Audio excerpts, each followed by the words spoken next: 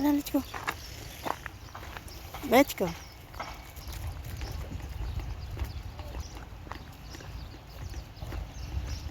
It's so nice, the weather.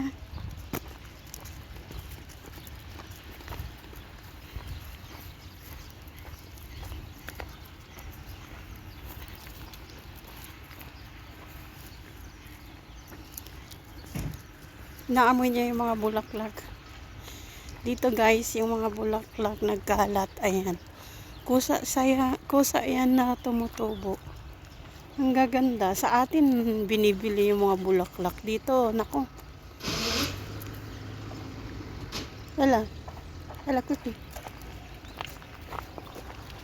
So, yan. It's so nice. Si Hulk na naanuhan to ng ano ba yan? Nalahian siya ng kambing. Kumakain siya ng damo.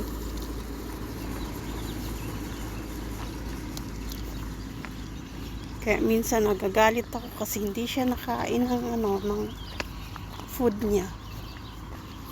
Stop, Hulk.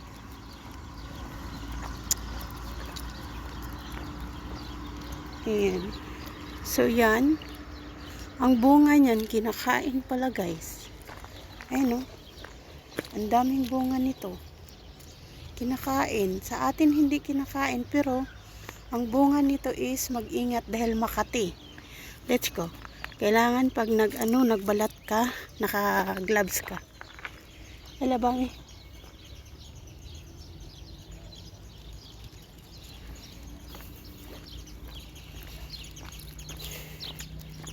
yan.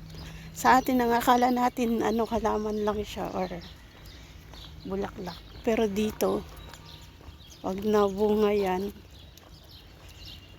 bilhin mo pa, tas ang mahal. Hey, Hulk! Tas itong bulaklak, tingnan nyo. Oh. Sa atin, marami yan eh. Sa province namin.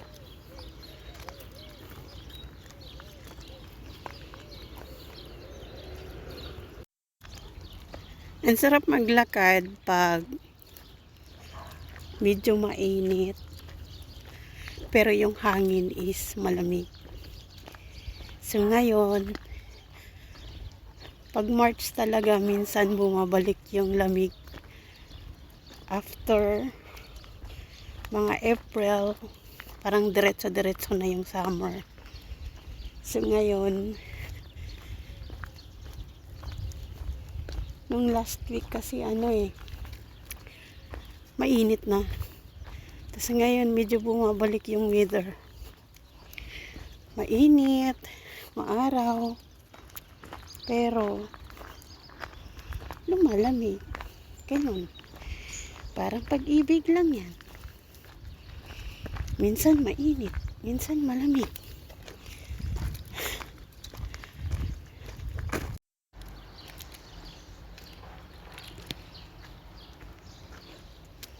Haki.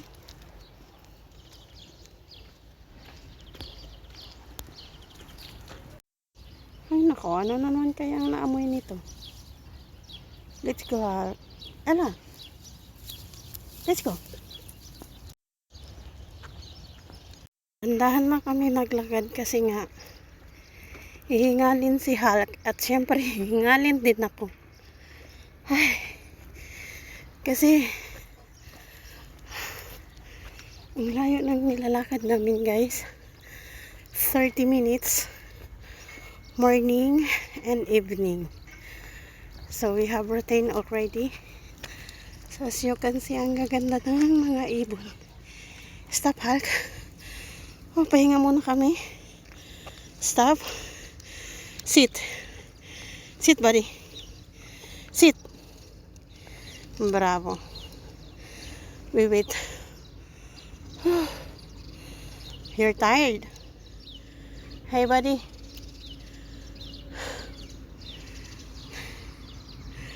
Grabe.